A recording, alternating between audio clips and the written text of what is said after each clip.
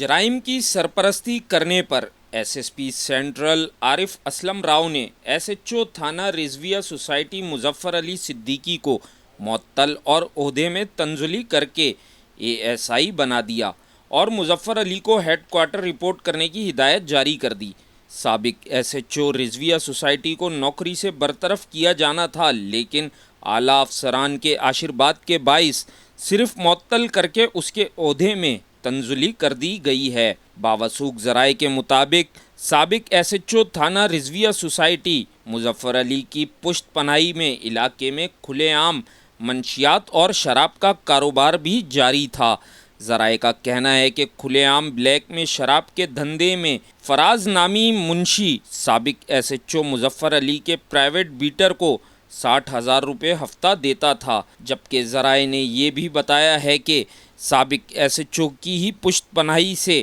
علاقے میں کھلے عام منشیات کا دھندا بھی عروج پر تھا۔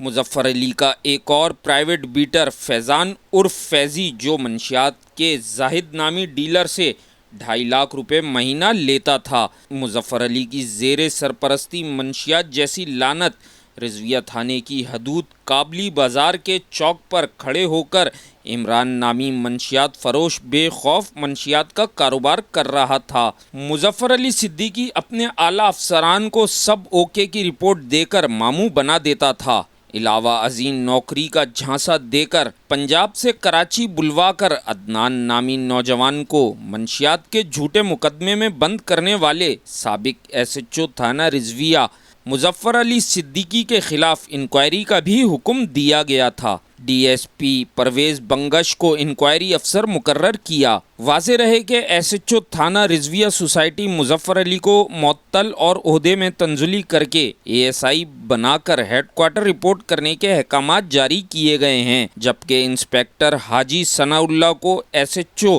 تھانہ رضویہ سوسائٹی تعینات کر دیا گیا ہے۔